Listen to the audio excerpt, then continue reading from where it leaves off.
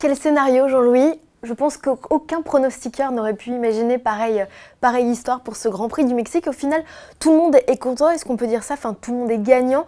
Le public qui a eu un spectacle absolument dingue et les pilotes pour qui rien n'était joué. Oui, enfin, tout le monde est content, sauf probablement Sébastien Vettel, qui prit dans cet engrenage avec une nouvelle fois Max Verstappen. D'ailleurs, la veille, sur RTL, j'avais dit qu'il y avait quand même un hic dans la boucle entre Hamilton et Vettel. C'était Verstappen qui était très bien placé. Et Verstappen, comme d'habitude, il n'a pas cédé. Et ça, il a eu raison, c'est son boulot. Et donc la première touchette, tout s'est déroulé dans les virages 1, 2 et 3. Donc 1 kilomètre après le départ. La touchette, ensuite Vettel qui, avec son aileron, crève un pneu de la Mercedes d'Hamilton. Bref, tout ça réuni, Vettel doit changer d'aileron, ça lui prend du temps. Hamilton doit faire le tour avec une roue crevée, là aussi ça prend du temps, puis voilà, ils repartent dans le flot, pas tout à fait, Hamilton repart dernier, et donc après on a eu une remontée et des bagarres tout le temps, et d'ailleurs on n'a pas vu Verstappen, il était au-delà de tout ça, loin devant pour gagner la course. Justement, à propos de Max Verstappen, Jean-Louis, on retiendra de sa course cette attaque virile au premier virage et peut-être cette remontée fantastique sur Hamilton à qui il a finalement pris un tour. Oui, et ce qui est exceptionnel là-dedans, c'est que Hamilton ait dû encaisser un tour de la part de Max Verstappen, bien entendu, mais il a dû céder le passage bien des fois.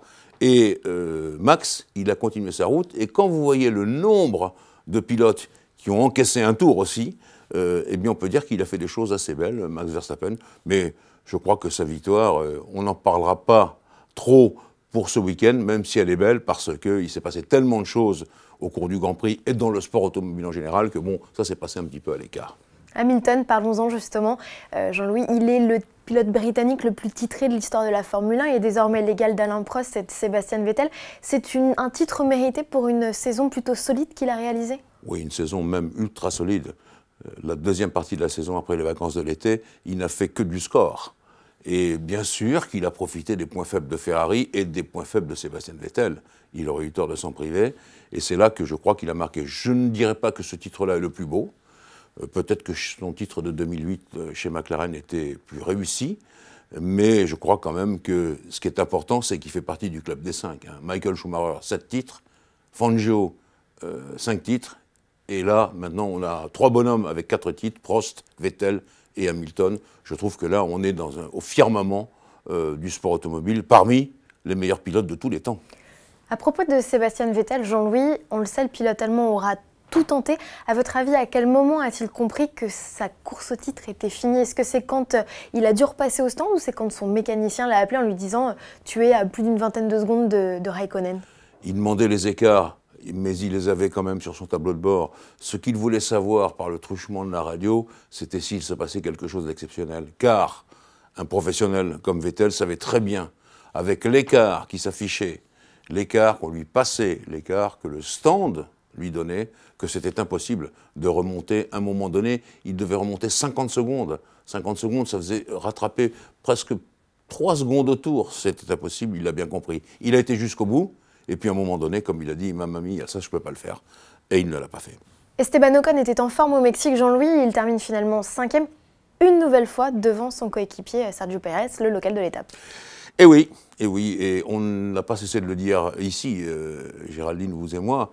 Ocon, c'est quand même le meilleur espoir français qu'on ait en ce moment. Et là, il a prouvé sur ce circuit, une nouvelle fois, qu'il était devant Pérez. Pérez qui était à fond, si je puis dire, pour le magnifique public mexicain qui l'encourage, et je comprends que Pérez ait fait ça. Mais là, Ocon était imbattable, il a pris un très beau départ, il avait fait des qualifs formidables, et là, qu'est-ce que vous voulez, il est devant, il n'y a pas eu d'histoire. Simplement, à un moment donné, il a été un peu déçu parce qu'il se voyait 3e. Dans le maelstrom de cette course, de ce début de course, il a roulé longtemps en 3e position, et quand on fait ça, on pense peut-être que le podium est au bout. Bon.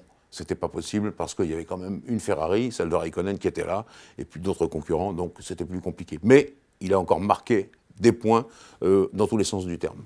Et les esprits, voilà. À propos de ce Grand Prix du Mexique, on ne peut pas faire l'impasse sur ce qui s'est passé chez Renault. 6 monoplaces engagées, 4 qui ont dû abandonner pour des problèmes moteurs. Alors, les raisons sont diverses, mais le vrai problème, Jean-Louis, c'est toujours la fiabilité. Oui, c'est vrai. Alors, c'est inexplicable. Et je me mets à la place des motoristes de Renault qui peuvent rire parce que Verstappen gagne magnifiquement avec sa Red Bull Renault, et puis derrière, il y a cette espèce d'hécatombe. Alors que ce soit Ricciardo avec l'autre Red Bull, que ce soit Hülkenberg avec l'autre Renault, ou que ce soit Hartley avec l'autre Toro Rosso, franchement, ça fait pas beau dans le paysage.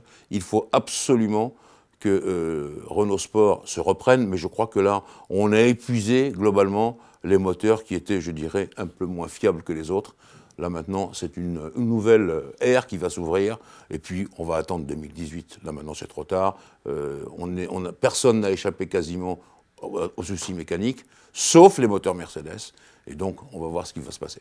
Un dernier mot, Jean-Louis, il est pour Sébastien Ogier et Julien Ingrassia au rallye de Grande-Bretagne. Ils l'ont fait, ils ont décroché leur 5e couronne mondiale. Juste exceptionnel dans la lignée, dira-t-on, de Sébastien Loeb? Oui, alors je vais dire qu'on se souviendra de ce 29 octobre 2017, le 4e titre d'Hamilton, le 5e titre de Sébastien Ogier et Julien Ingrassia, vous l'avez dit. Je crois qu'il y a deux choses qu'il faut voir dans le championnat du monde, le titre mondial de Sébastien Ogier, c'est que, premièrement, il l'a fait avec une écurie privée, qui est certes aidée par Ford, mais pas beaucoup. Il faut voir les choses très en face. Rien à voir avec le stage en privé de Sébastien Loeb quand il était chez Citroën, où tout Citroën s'occupait en perruque de sa voiture. Non, là c'était une vraie écurie privée, celle de Malcolm Wilson. Ça c'est la première chose. Et la deuxième chose, il a conquis les secondes qu'il fallait conquérir dans le brouillard. Et ça, pour moi, c'est la marque des plus grands. Là, Sébastien Ogier, il m'a absolument ébloui. Déjà, vous savez comme moi, j'ai longtemps couvert le championnat du monde des rallyes. Là, il a fait un truc comme seuls les plus grands, je vais citer Walter Röhrl, qui a gagné un jour au Portugal dans le brouillard comme ça, seuls les plus grands ont fait. Et là, chapeau bas.